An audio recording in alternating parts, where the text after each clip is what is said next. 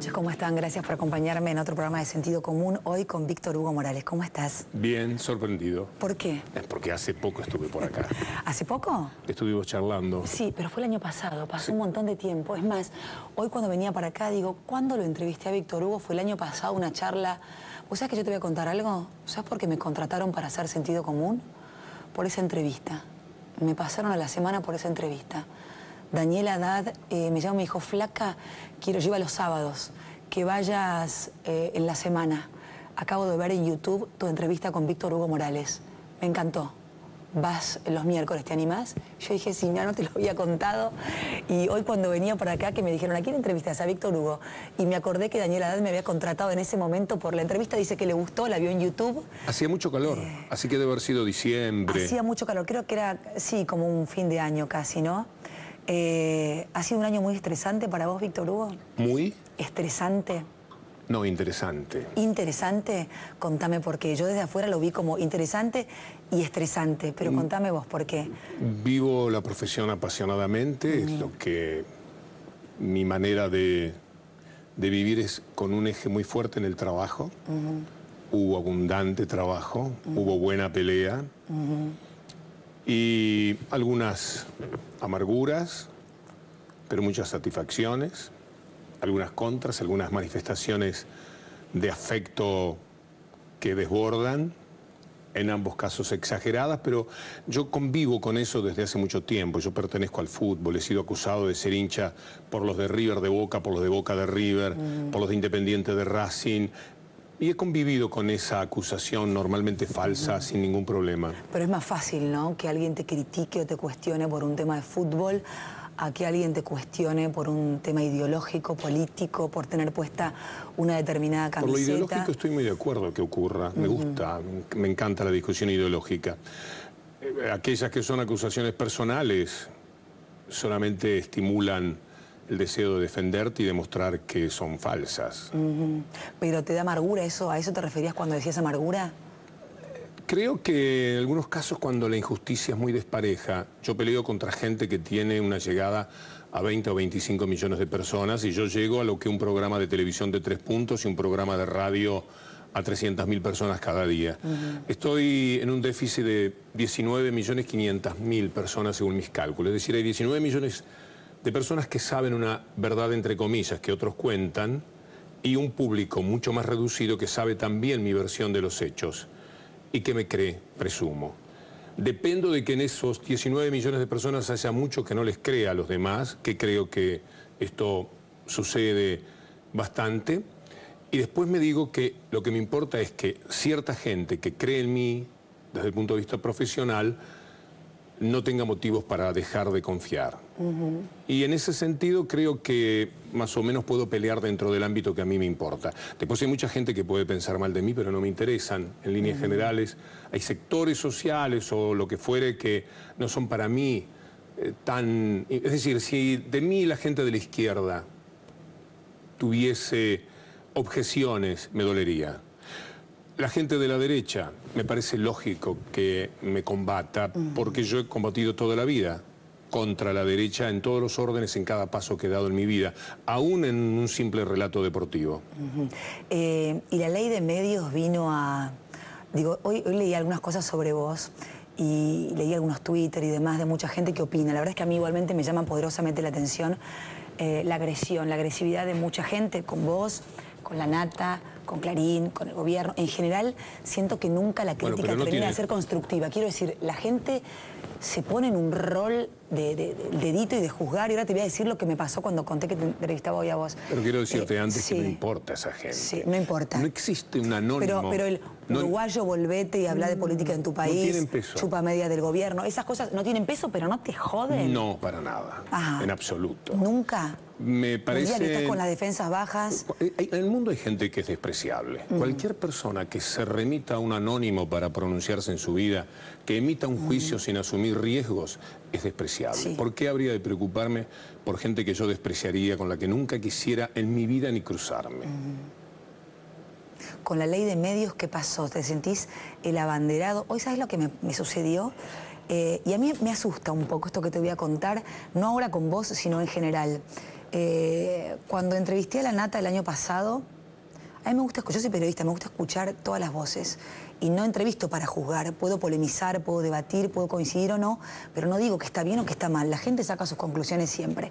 Últimamente siento que es blanco o negro, que es o gobierno o oposición, Clarín, gobierno, el otro, ¿no? Entonces, no sé, los domingos a la noche yo pongo la tele, hago un zapping y te veo a vos, lo veo a Majul, veo 678, veo a la Nata y veo países muy distintos. Capaz que saco cosas de cada uno que me parecen interesantes, saco mis propias conclusiones, pero siento que está todo como muy opuesto, ¿no? Los opuestos. Cuando conté que te entrevistaba a vos, un colega me dijo, tené cuidado, no quedes pegada a la ley de medios. Y yo dije, ¿y esto? Y dije, ¿qué pasa? O cuando entrevisto, no sé, a Aníbal Fernández me dicen, ¿qué ahora defendés a Clarín? Y yo digo, no, me gusta un tipo como Aníbal, cuestionarlo, pincharlo porque sé que es un calentón y coincido o no con él, me gusta el juego periodístico.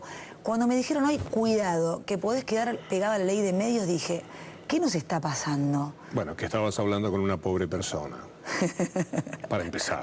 Pero creo que si lo entrevisto a la Nata me dice, estás en contra del gobierno, ¿no? Estabas hablando con un hombre o con una mujer no libre. No te lo puede haber dicho una persona libre, eso que te dijeron.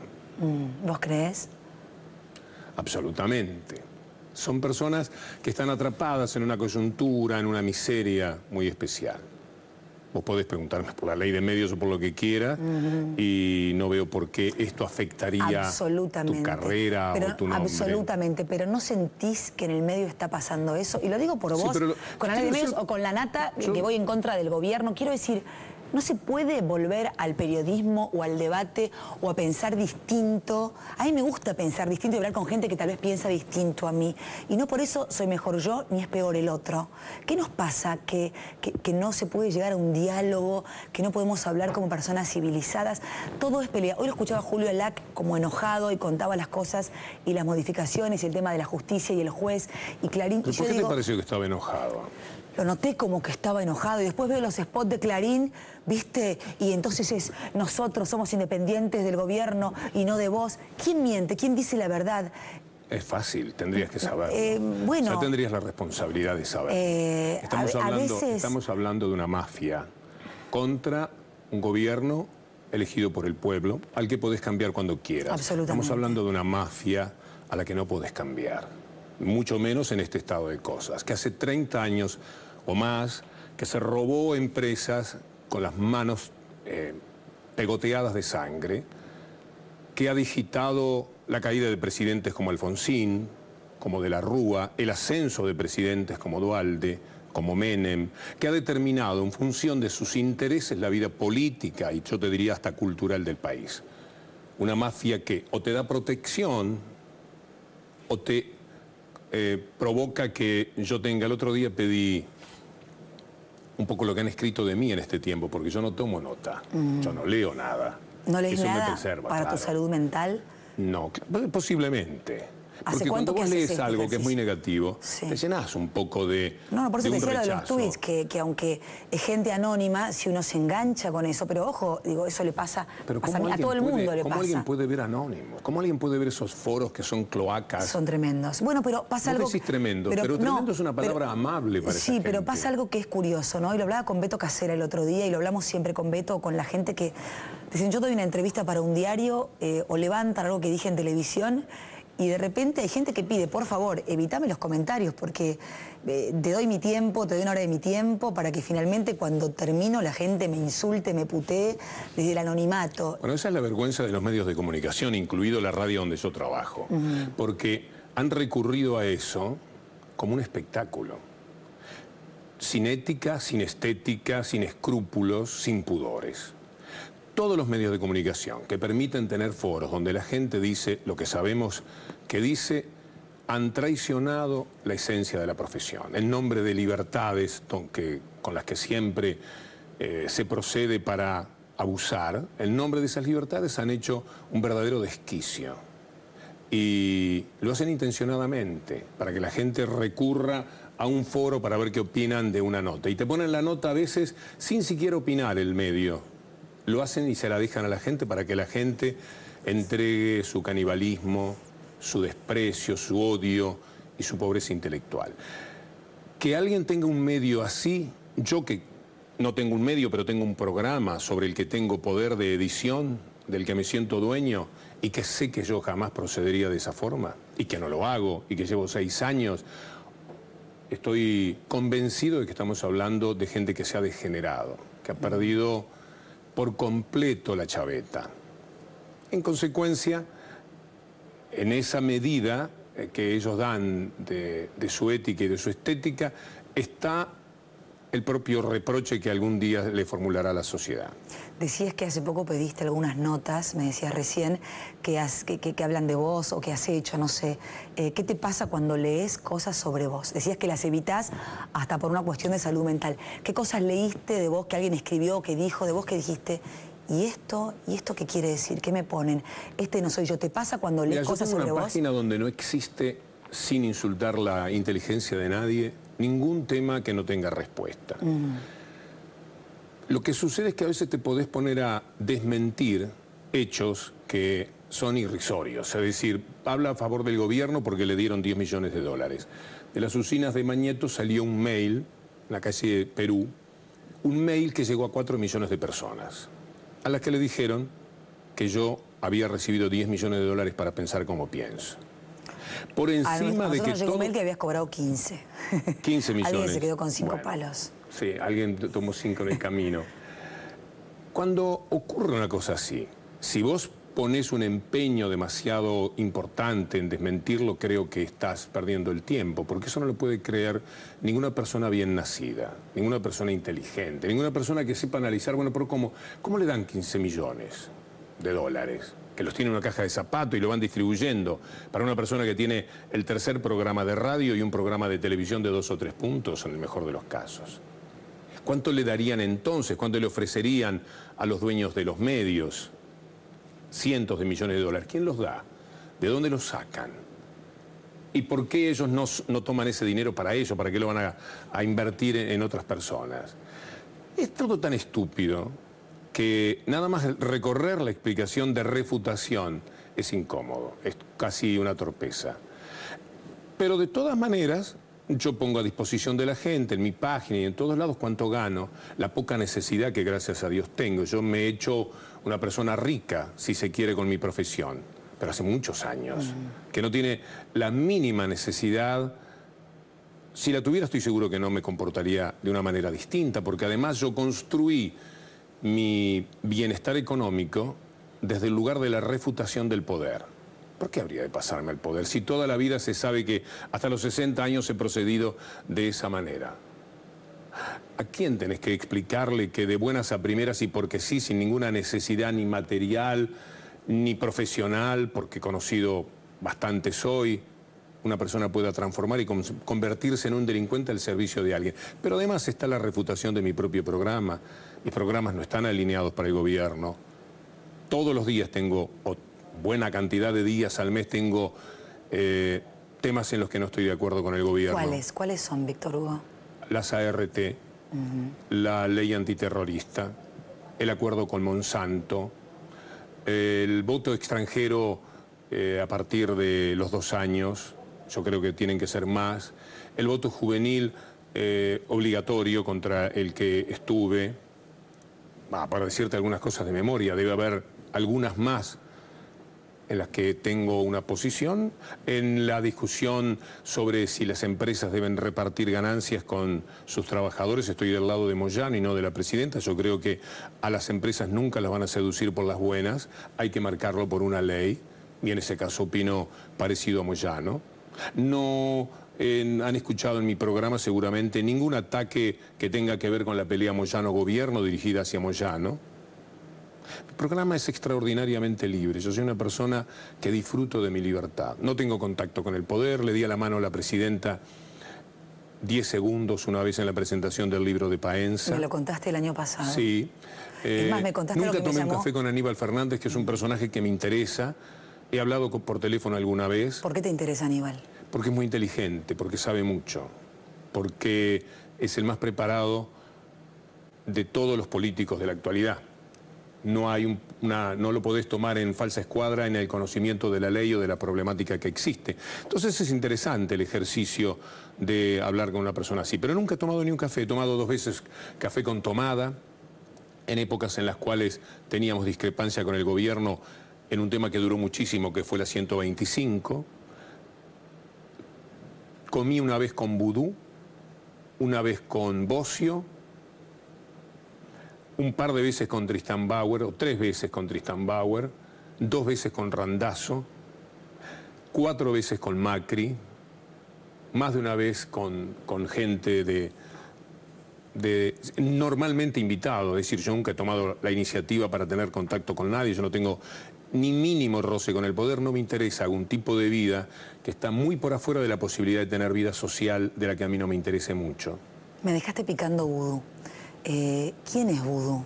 ¿Y cómo fue ese encuentro con Vudú? Vudú es una construcción peligrosísima de los medios de comunicación de este tiempo, que no sé cómo va a derivar el próximo año cuando, como ya empieza a suceder, la situación comience a aclararse. El tema de Vudú para mí es una cuestión política, una decisión de adentro del gobierno en la que tienen de un lado a Bolt y del otro a Ciccone, y se quieren sacar de encima a Bolt para que ese dinero de Bolt no tenga influencia política en la provincia de Buenos Aires, porque el gobierno mira con recelo a Scioli.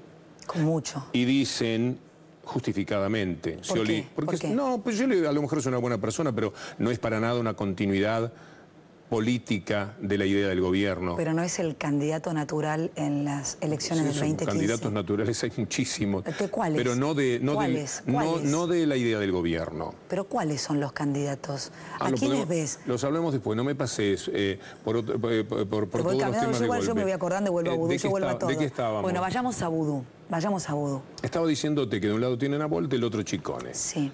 ¿Qué hay que hacer? Poner a Ciccone.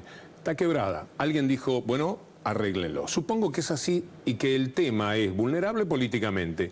Es una discusión política. Ahora les apareció que todo lo que preguntaban los medios de comunicación, La Nación, por ejemplo, todo el tiempo, ¿cuál es la empresa? Y los políticos alineados repiten lo mismo. ¿Cuál es la empresa que está detrás de FUN? Algún día, si querés, preguntá cuál es la empresa que está detrás de La Nación. Preguntá si hay Islas Vírgenes, Islas Caimán, en un diario que funciona en la Argentina. Y no vas a conocer jamás cómo está integrada esa dirección. Pero ellos piden la empresa FUN, y resulta que ahora es de Moneta. Pero no pueden ni siquiera decir que la empresa es de Moneta como un invento ahora, porque cometieron el error de anunciarlo ellos mismos en julio. Por lo tanto, debe ser verdad. Y si es verdad, ¿qué queda de la causa? Una señora que, enojada con el marido, dice que su marido es testaferro de alguien del que nunca se pudo encontrar ni una foto. Yo no abogo por Vudú, yo abogo por el sentido común. ¿Sabes por qué? Porque he cometido muchos errores.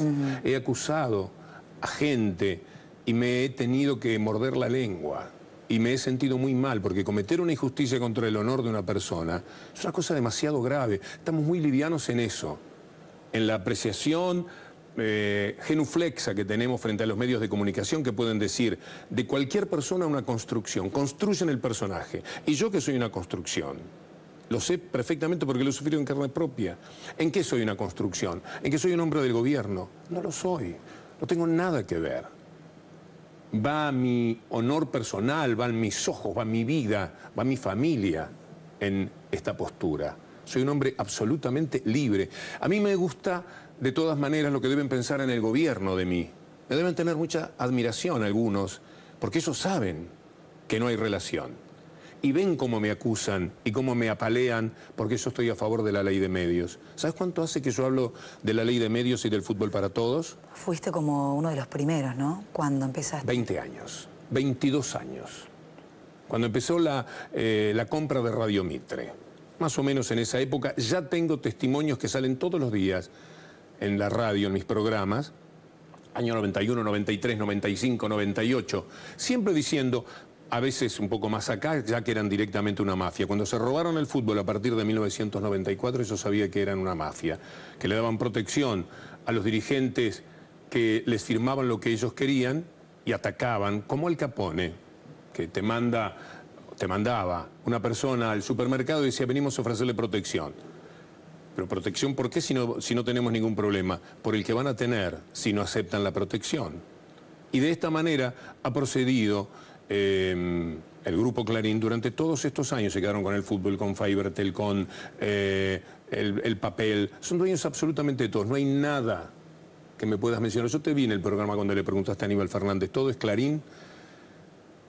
Y todo es, sí, efectivamente. No hay un tema que puedas soslayar del grupo. Ha envenenado el país, ha envenenado la sociedad, es el causante de la división para generar la protección de sus intereses y no matan sencillamente porque no les hace falta. Estoy seguro de que llegarían a matar personas. No matan porque pueden matar algo peor, que es la credibilidad de las personas. A mí me han hecho cosas por las cuales yo hubiera preferido una bala. 3 tipos que me esperaran en la vereda y me pegaran unos tiros y no que hicieran eso de los 10 millones de dólares, por ejemplo. Lo hubiera preferido, porque de todas maneras yo he tenido que cara a cara con alguna persona tener que recibir el insulto de lo que seguramente no soy. Soy una persona de bien y un tipo muy digno, un tipo serio, preocupado por la calidad del periodismo, por la estética que tiene el periodismo, muy laburante, a veces pienso que sorprendentemente para mí mismo, bien considerado en el mundo íntimo donde yo trabajo. Vos podés preguntar por mí, a la mayoría de las personas que han trabajado o trabajan conmigo. Si le pregunto a Magdalena, ¿qué me dice? Bueno, tenemos una situación de desprecio mutuo. No es bueno que le preguntes a alguien con la que vos de antemano, es como si yo te preguntara qué pasa si yo le pregunto a Rial por vos antes de que pudieran llevarse bien. Estamos en lo mismo. Pero igual es de gente civilizada después tomar un café a veces o sí, tratar a veces no hay retorno.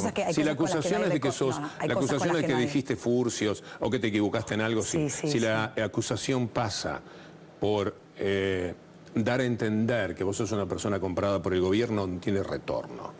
Hay personas que se tornan en tu corazón despreciables. Y no hay ningún motivo para retornar a ningún punto de encuentro, porque no lo puede haber. Una persona que duda de tu honor, conociéndote bien, tan solo porque está enojada o enojado con lo que vos pensás, no es una buena persona. Yo puedo discutir de política y me entretiene muchísimo con cualquier persona. Lo que no puedo es, lo que no debo, porque alguna vez yo también he caído, aunque sea mínimamente, en tirar esas pataditas del interés económico, pero en discusiones de un momento, de un día, no en la persistencia de una idea. Bueno, todo esto sí puede afectar. Decías que vos no juzgabas, que ya lo has hecho, no te voy a preguntar con quiénes, pero así como decís Clarín sería capaz de matar, digo, para que no me quede la respuesta. Las mafias siempre matan, y Clarín es mafia, no tiene necesidad de matar, pero mata la credibilidad de la gente, y se lo hace a todos. Decime a quién no, a quién no.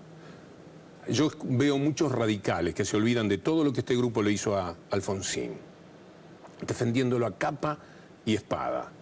Cuando votaron a favor de la estatización de YPF, inmediatamente al otro día los estaban acusando de corruptos, de los peores corruptos. Se tragaron ese sapo porque hay gente que vive sin ningún coraje. Ahora, y en el 2007, un 7D también, Néstor Kirchner estuvo cerca de Clarín, arregló... Sí, pero ¿qué pasó tiempo después? Eso es una foto contra lo que yo luché muchísimo. Yo confronté las cosas que yo dije de Kirchner en ese momento. ¿Querés recordar alguna? Fueron de una dureza excepcional. No puedo recordar, pero fue muy duro.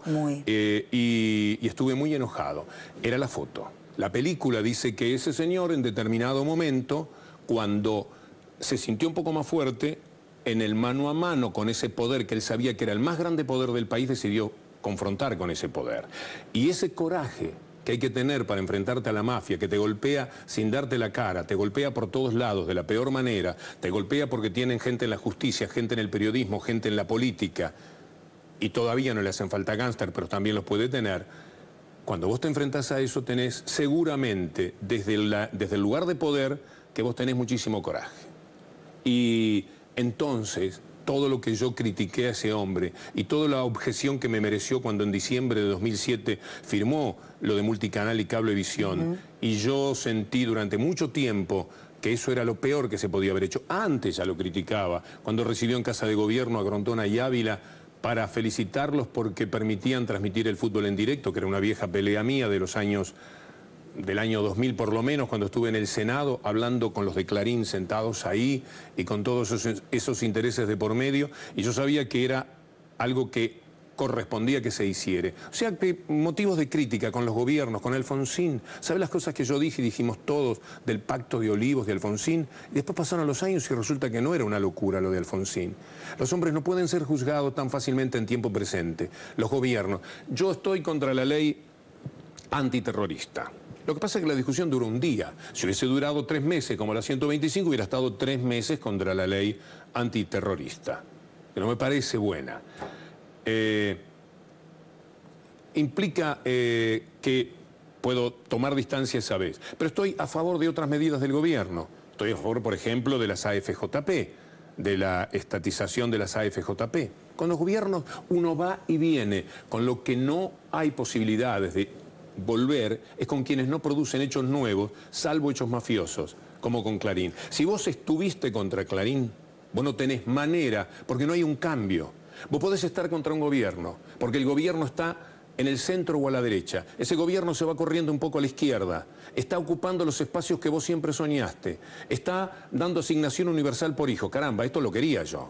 Está haciendo que se jubilen las personas que habían quedado al margen de la posibilidad de jubilarse porque no habían podido aportar, en una gran injusticia. Termina con esa injusticia. Bueno, todas estas cosas son cosas que vos querías. ¿Qué haces? ¿Seguís en contra porque sí? No, en esto estás a favor. Y en lo nuevo que te parezca negativo, estás otra vez en contra. Quiero hablar con vos de todos los temas de la ley de medios, Jorge Lanata, pero antes de irnos a la primera pausa, ¿estás pasándola bien? ¿Estás cómodo? Yo estoy muy cómodo. Amado Vudú es... para vos, por ahora es inocente. Hay un problema de comunicación en el gobierno. Yo creo que hay un problema de comunicación, que ahora que no terminan de aclarar nada, que la gente cree que es culpable porque nadie habla, porque no dan conferencias de prensa. Hay un tema de comunicación grave, creo, en este gobierno, ¿no? Bueno, eso es otra cosa. Sigamos con lo de Vudú, sí, Vudú. Para poder analizar la otra pregunta. ¿Cuál es, para cerrar Vudú, ¿es inocente Vudú? Bueno, primero que ni siquiera está procesado. Segundo, que va a ser difícil que lo puedan procesar. Tercero, que se van a caer pruebas como la de la señora Muñoz, la esposa de Van der Broel. Cuarto, que ahora se sabe de quién es la empresa y no tiene que ver con sus amigos. Quinto, que se sabe de quién es la empresa y el diario La Nación dijo en julio, 6 meses antes, de quién podría ser la empresa. Ya se sospechaba que fuese de Moneta por parte de La Nación, con lo cual no podrán decir que de buenas a primera y en 2 semanas armaron los papeles. Esos papeles se los dan a jueces entrenados que saben leer. Vos no le podés dar un papelito, un borrador a un juez, le tenés que dar cosas muy coherentes. Si han conseguido presentar pruebas sumamente coherentes, no les va a quedar absolutamente nada. Con lo cual, es muy probable que Vudú sea inocente ante la justicia. Y la inocencia en lo ético está impregnada de lo que te dije antes. Es una discusión política. Políticamente puede ser vulnerable, porque participó de una idea en la cual el gobierno, para mí es esto es teoría pura, el gobierno decide que la impresión del dinero esté en manos de Chicone y no de Bolt, por lo que dijimos antes y no quiero ser redundante. Así que lo más probable es que tengan que tragarse también ese sapo, como el de Skanska, en el que yo participé, porque ellos consiguen fijarte la agenda. ¿Vos por qué me preguntás de Vudú? Vos no has visto nunca un papel. Vos sabés lo que dice Clarín y Nación sobre Vudú. Sí, y a veces lo que me falta, yo puedo traer esa información. Y lo mismo me ocurre a mí y a todos los ciudadanos. ¿Sabes qué me pasa? Que yo tengo la necesidad de que el gobierno salga a explicarme, que salga a darme información, que cuando sale publicado... ¿Todos los días por cada acusación? No, todos los días, no, porque tampoco me gusta ver a Timerman con Parrilli dando una conferencia el fin de semana y verlos con Clarín y La Nación encima. Quiero decir, entiendo el poder que tiene la prensa, pero por otro lado... te voy a ser muy vulgar, me hinchan mucho las pelotas que estemos hablando de la ley de medios como si fuera lo más importante, que es importante y hay que respetarla, pero tengo la sensación cuando salgo a la calle que al taxista, que a la empleada doméstica, que al laburante, que a mucha gente... No le importa porque no sabe. O quieren resolver otras cosas que son más importantes. Mira, la madre del dolor, que dice después de 10 años dejo de presidirla, voy a acompañar, pero ¿qué le digo a una madre que llega, que le mataron al hijo, que el tipo que mató al mío estuvo 2 meses preso y está libre? Me cansé. Siento que es importante la ley de medios y hay que cumplirla. pero que no hay que solo matarse porque el juez esté ahí del lado del gobierno o dando las resoluciones que quieren, sino que también, eso es importante, pero que a una mujer que le matan al hijo le den justicia. ¿Qué tiene que ver con la ley de medios? No, porque quiero decir que a veces, que pongo la tele, pongo la tele o pongo la radio, Víctor Hugo, o una tanda, o veo Fútbol para Todos y hay una campaña que dice Clarín miente. Quiero decir, todo es importante, pero a veces siento que las cosas más importantes no se resuelven. Entonces digo, todo es importante, pero lo importante a veces a la gente no se lo resuelve nadie. Lo de Clarín en Fútbol para Todos, si hace 3 años hubiera aceptado cumplir la ley. Estamos discutiendo hace 3 años, no porque el gobierno lo quiera. El gobierno emitió una ley. Esta discusión es porque una mafia defiende sus derechos, entre comillas, desde hace 3 años. Lo que vos ves y te fastidia, no lo ves por culpa del gobierno, lo ves por culpa de Clarín. Hubiera cumplido la ley, no estaríamos hablando de esto. Ahora, ¿la cumplen todos? ¿Todos la cumplen? No hay manera de que no la cumplan. No hay manera de que no la cumplan. Vos trabajás en un canal que seguramente va a ser el primero en ser observado si cumple o no cumple la ley. Están todos visualizados. Está muy claro todo. Y por otra parte, te podrás imaginar que seré un periodista, por lo menos en mi ámbito, bastante vigilante del cumplimiento de la ley de medios. Lo que le pasa a cada una de las personas que mencionaste, en ese un poco de entrevero, si me disculpás, de mezclar cosas que no guardan una cabal relación. Lo tengo clarísimo, pero quiero decir que... Todo ocurre. A la señora Madre del Dolor yo le diría, a todas las personas que son víctimas de delitos, que por lo que hay que luchar es por realmente tener seguridad y no pedir protección. La gente no aboga por la seguridad, aboga por la protección. ¿Qué quiero decir con esto? Que no va a haber tanta muerte, salvo la que en términos naturales existen en las grandes ciudades, en las ciudades muy importantes, si hay inclusión. El señor que te mata porque hay una situación de desigualdad muy grave para él. Hay mucho menos delito, para mi manera de ver las cosas, del que debería haber. Hay mucha gente que no se animó nunca, por suerte, a delinquir. Hemos creado en América Latina sociedades sumamente injustas y no se arregla de un día para el otro. Entonces, cuando te quieren incluir, cuando te dan asignación universal por hijos, están conteniendo a esa gente, están dándote seguridad. La seguridad de que esa gente no sale enfurecida a la calle a buscar la leche para el hijo que llora toda la noche porque tiene hambre. Si no hay inclusión, no hay seguridad. El que pide nada más que seguridad está en realidad. El que pide seguridad pide inclusión, pero no lo hacen. El que habla de inseguridad, lo que quiere es protección. Este señor que está muerto de hambre me va a quitar mi cartera, por favor, protéjame. No es eso. Lo que vos tenés que conseguir es que este señor que está muerto de hambre no esté muerto de hambre para que tu cartera no corra riesgo. Entonces no pidamos, no gritemos contra la inseguridad, que por otra parte es bien una construcción de los medios. ¿O vos viste algún episodio de violencia o alguna muerte en los días de gendarmería? ¿Sabes cuántas noticias dio TN de las que normalmente da? Mínimamente un 10%. ¿Vos decís como Aníbal que es una sensación la inseguridad? ¿Sabes? Te voy a decir algo sobre esto. Yo fui a La Prida, una ciudad donde después me enteré, hacía una semana habían hecho una encuesta. En La Prida hay 1000 bicicletas por lo menos en la calle a las 8 de la mañana. Ninguna tiene candado. A nadie le roban la bicicleta. La encuesta había dado que el principal tema que tenía era la inseguridad. Entonces, hay, por supuesto, en sociedades tan grandes y desiguales como las nuestras, las peores desigualdades existen en América Latina, hay una violencia latente de la que muchos son víctimas. A mi señora la han robado, a mi hija la han robado. Sí. Pero si hacemos ese tipo de medición, seguramente un 30 o un 40% de las personas han tenido algún episodio alguna vez en los cuales han tenido algún tipo de inconveniente. Igual asusta mucho que no solo sea el robo, sino que eso venga seguido de muerte, porque de verdad que aunque la tele pueda exagerar o los medios puedan exagerar, como decimos a tu mujer, a tu hija. ¿Desde qué números me hablas? ¿Vos sabés los números que se dieron recientemente? Hay mucho menos delito de lo que se dice. Delito en robo en la capital federal, dados por la Corte Suprema de Justicia. Bueno, igual no nos vamos a conformar con la cifra, debería casi no suceder. No va a haber nunca posibilidades de que no haya violadores, asesinos y ladrones. No existen sociedades de esa manera. El hombre es el hombre y además vivimos en una sociedad capitalista. El capitalismo tiene sus datos de corrupción, sus datos de inseguridad, de desigualdad. El capitalismo y el salvaje que han desatado. ¿Vos sabés lo que se le viene a Europa? Dentro de 10 años nos vamos a encontrar, si Dios quiere. Sí. Vos seguro vas a estar, vamos a ver yo. Pero dentro de 10 años Europa va a pagar esto que tiene ahora. 5 millones de personas sin trabajo. Son 5 millones de ciudadanos que no tienen cómo hacer que sus hijos estudien. Crean resentimiento. Llegan a los 25 años, el 50% no tiene trabajo. ¿Cuánto tiempo podés masticar la rabia de que te hayan robado los bancos, el Fondo Monetario Internacional, que te hayan hecho la víctima de lo desalmado que son los fondos buitres y toda esa gente, esa lacra que anda por el mundo, apoyándose en la traición de los economistas y de los gobernantes de cada uno de los países que les han dado crédito? ¿Cuánto tiempo? Tenés 25 años, 2 años sin trabajo, después tenés 30, no te podés casar, no podés hacer tu vida, no podés hacer nada. Y encima una noche amanecés con que no tenés algo y ves una cartera de una mujer como vos que decís, si le saco la cartera que le va a pasar nada. Hacemos una tanda. Compras otra, hacé la tanda y te compramos una cartera más por las dudas. Ahí está, con Víctor Hugo Morales en Sentido Común. Ya venimos.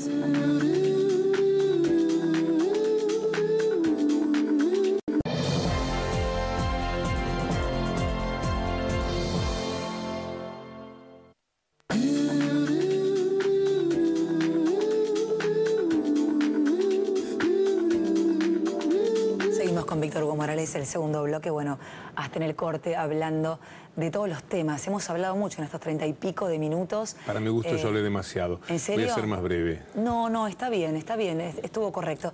Quiero que me hables de Scioli, porque yo decía candidato natural. ¿Qué tenemos? A ver, a Scioli, a Mauricio, Wiener. Mira, yo creo que Scioli es ¿Quiénes son? Debe ser en muchos sentidos lo que llamamos un buen tipo, pero políticamente es inviable para mí. ¿Por qué? Porque no se pronuncia sobre qué mundo quiere. Yo creo que él es de derecha, o de centro derecha por lo menos, por eso no es una continuidad para este gobierno. Es un hombre vinculado a lo establecido, incapaz de pelear contra lo establecido, que muy rápidamente va a ser absorbido por los reales poderes que hay, los mediáticos, los corporativos. Jamás, salvo que de pronto una mañana amanezca y diga, voy a ser un gran hombre. No solamente un hombre con cierto poder, que eso no lo hace gran hombre a nadie. Y tuviese como una especie de voz interior o algo que ocurriese en su vida y decidiese buscar un camino de gloria, darse un bañito de Che Guevara. Pero no está cercado, no está como cercado cuando quiere hacer algo... salta el gobierno, o no digo que lo boicotean porque no me consta, pero no hay un poco de eso. ¿Pero querés analizar? Sí, si eso fuera verdad, estamos hablando de un hombre tan débil, tan sin carácter, tan fácil de humillar, que no merecería de ninguna manera ser el primer ciudadano del país. O esto, o es verdad, es decir, o es una persona humillada y por lo tanto no puede ser el primer ciudadano del país, o esto no es verdad. O es muy inteligente y espera con mucha paciencia su momento. Vos le llamás inteligente y paciente a maneras de ser que yo no puedo compartir. Pero acepto. Mucha gente acepta a Scioli. Yo no tengo nada personal contra Scioli, bueno, de hecho, las encuestas lo dan como el gran candidato con... El otro día, no recuerdo qué encuestadora, pero decía Scioli... no recuerdo el segundo y después Cristina. La derecha tiene algunos candidatos interesantes. ¿Quién es? Scioli. Sí. Bueno, cortados un poco por la misma tijera. ¿Cuál? ¿Qué tijera? La de políticamente correctos. Políticamente correcto, políticamente pro-establishment, es decir, una defensa de lo establecido, un recorrido por frases huecas de llevémonos bien, ha puesto al diálogo, estamos trabajando huecas para la gente, porque son huecas. Tengo muchas ganas de que arrancamos así la charla, que se pueda el diálogo, que no sea un político calentón o autoritario, sino que escuche. Para mí la perseverancia es importante. ¿Sabés quién es autoritario? ¿Quién? El que quiere imponer sin un mandato su voluntad. Los autoritarios no son los del gobierno. No lo decía por ellos. No, pero esa es la lucha. Se dice que el gobierno es autoritario y los demás son los que quieren el diálogo. A este gobierno lo votaron para que hiciera algo el 54% de la gente. Autoritario es que los que perdieron quieran que haga aquello que ellos quieren y no lo que el gobierno le dijo a la gente que iba a hacer y por lo cual lo votaron. Entonces, sí, dialoguemos. ¿Que usted qué quiere? Yo quiero devaluación del dólar. No. Ah, usted es un autoritario porque... No, pero yo estoy gobernando. Entonces, ¿quién es el autoritario? ¿Yo que no hago devaluación de dólar porque es en lo que creo? ¿O el que me dice que haga devaluación de dólar y si no lo hago, sin tener ningún mandato, me dice que yo soy autoritario? El autoritario es el que quiere imponer su voluntad sin tener un mandato. Y esto es lo que hemos tenido hasta ahora. Le dicen autoritario al que está tratando de hacer lo que dijo que iba a hacer.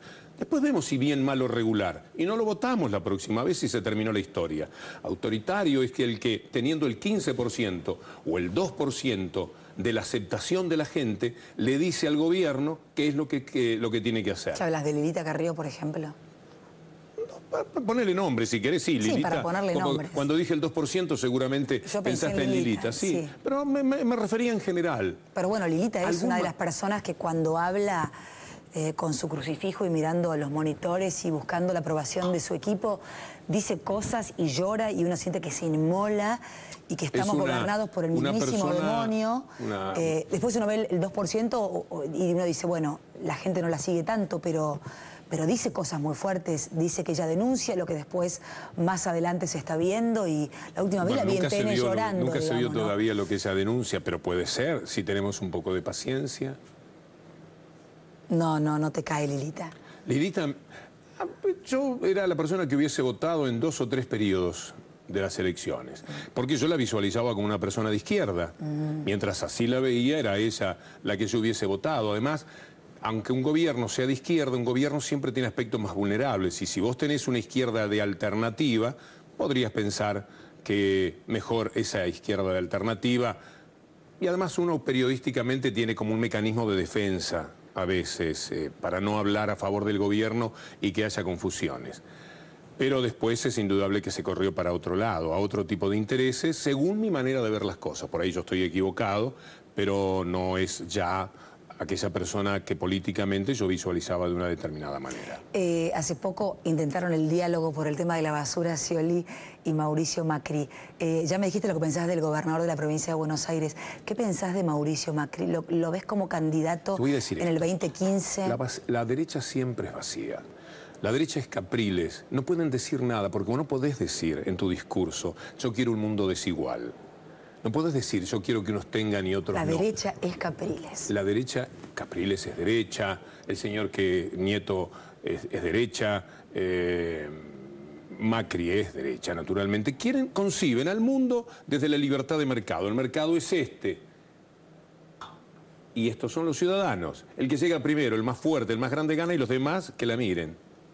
Esto es de todos. ¿Por qué la tierra es, ni hablemos en la Argentina, de tan pocas familias? ¿Por qué alguien tiene 20.000 hectáreas? ¿Alguna vez te preguntaste de dónde viene eso? En 1890, 2000, como dice Luis Agasti, un gran escritor bahiense, en Perdidos en el Espacio, hicieron el mundo, lo blindaron y dijeron, señores, este es el mundo. Asentaron sus derechos, le pusieron las leyes y dijeron, esto es lo que hay y esto es para siempre. Es muy injusto. ¿Sabes cuántas comunas tiene Francia? 31.000 comunas. Un campo de 100 hectáreas es casi obsceno en Francia. 50, 80, 90 hectáreas. 31.000 comunas contra 2.000 más o menos que habrá en la Argentina. ¿Cómo alguien tiene 30.000 hectáreas? ¿Por qué puede tener alguien eso? ¿Dónde lo ganó? Tiraron unos cañones, le dieron unos empréstitos a Roca, tiraron unos cañonazos y dijeron, esto es para vos, Anchorena, esto es para vos, fulano de tal. Y se lo quedaron. Y después dijeron, ahora hagamos las leyes, el código penal, que es para que no te roben, y el código civil, que es el que te permite robar a los pobres, hagamos el código y estas son las leyes. Señores, no se puede tocar lo que es propiedad privada, no se puede tocar lo que es seguridad jurídica. Y se lo aseguro. La derecha es un mundo en el cual la libertad de mercado está bien, la desigualdad es inevitable, hay países pobres, clases sociales muy pobres, gente que no puede acceder a nada. La derecha quisiera que voten unos pocos, como estaba intentando la CNN ahora, porque ya las minorías en Estados Unidos, mujeres, negros, latinos, le ganaron la elección todo los a los latinos. blancos despreciables de Romney, del Tea Party, toda esa gente horrible que tienen ellos. Es inevitable. Hay países pobres, clases sociales muy pobres, gente que no puede acceder a nada. La derecha quisiera que voten unos pocos, como estaba intentando la CNN ahora, porque ya las minorías en Estados Unidos, mujeres, negros, latinos, le ganaron la elección a los blancos despreciables de Romney, del Tea Party, toda esa gente horrible que tienen ellos. Y entonces ahora están pensando también la derecha en el voto calificado. Y si vos te pones a pensar en la Argentina también, lo que dijo Bartolomé Mitre, el dueño de La Nación, a la revista Bella, no hace mucho, es esto. Votan los pobres. Y esta pobre gente no piensa, no saben, no entienden. Por eso votan un gobierno inclusivo. Les dan un sándwich y los votan. Como si el cuarto oscuro fuera un lugar donde vos tenés que hacer, te están mirando lo que vos haces afuera. Vos ponés el voto que querés y salís chiflando y le decís dónde está lo que me prometieron, si es que le hubiesen prometido algo. Es muy difícil desde la derecha decir algo cautivante. Por eso dicen nada. Capriles decía, hay que subirse al autobús del progreso, que siempre es la palabra que te ponen de por medio, el progreso. Después no tienen mucho más para decir. En cambio, desde la izquierda, vos podés hablar de cosas mucho más lindas, podés embellecer la vida. Por eso siempre son más atractivos el Che Guevara que Bush. ¿Dónde hay una persona para amar? En el Che Guevara. ¿Dónde hay un tipo para decir, este por lo menos se la juega? En un Chávez, en un Correa, en un Pepe Mujica. ¿Cómo lo vas a encontrar en Piñera? ¿Qué te gusta de Chávez? ¿De Chávez? Sí. Yo conozco América Latina desde los 18, 19 años. Viajaba, he ido 20 veces mínimamente a Venezuela, 20 veces a Ecuador, y yo sé lo que han hecho las clases sociales dominantes de Venezuela y de Ecuador toda su vida. El abuso que han cometido. Viven en Miami con los dineros que con el petróleo se lo entregaban a quienes fuera para que le pagaran a ellos. Chávez, primero, es una consecuencia de ese abuso indiscriminado. Es un hombre con muchos defectos, que de vez en cuando no te cae bien, un poco, qué sé yo, exagerado en sus posturas, pero es un hombre que está luchando por una sociedad, ¿no? Por una sociedad igualitaria. Sí, autoritario para el señor que viviendo en Miami quiere que haga lo que el señor de Miami quiere y Chávez no quiere hacer. ¿Pero no abusan del poder tantos años, tantos años, tantos años? Cuando vos tenés condiciones de líder, te despegás demasiado de los demás porque luchás contra lo establecido. Por eso la derecha da lo mismo Macri, Scioli, con todo respeto, estoy hablando estrictamente en política, da lo mismo. Por eso desde la izquierda no, porque la izquierda genera líderes, gente que lucha contra lo establecido, gente que se gana la admiración y también el rechazo de muchísima gente. No es fácil conseguir ese tipo de productos, no abundan. De la derecha vos tenés millones de candidatos, porque son inteligentes, se han preparado y piensan según lo establecido, no van a modificar nada, nada. El que quiere cambiar algo, el que habla de una sociedad más inclusiva, ese tiene que dar una dura pelea contra lo establecido, ese va a ser combatido. ¿Por quiénes? Por los medios de comunicación que se corresponden con esas ideas corporativas, de derecha, liberales, que quieren un mundo en el cual devaluemos para que ellos hagan mucho dinero, hagamos negocios en el extranjero para que ellos vayan en las comisiones. Es muy perverso cuando todo el mundo se queja porque no puede comprar dólares. La medida de ser de izquierda o de derecha es lo que te importa el otro. Yo también he ahorrado toda mi vida en dólares porque no sé qué hacer con el dinero que me ha sobrado cada fin de mes. Ahora me dicen que no se puede más porque si yo ahorro en dólares, hay mucha gente que se va a perjudicar. A mí me importa el otro. Y yo decido, bueno, ahora me voy a meter en pesos y voy a tratar, ahora estoy por comprar bonos de YPF, si se puede, pero como puse un plazo fijo, todavía no sé si lo puedo sacar. Pero quiero decirte con esto que voy a apostar a esto, porque le va a ir mejor a los otros, creo que le va a ir mejor a los otros. Ojalá. Hacemos la última tanda, sí, cómo no, y ya venimos en los últimos 2 minutos con Víctor Hugo Morales.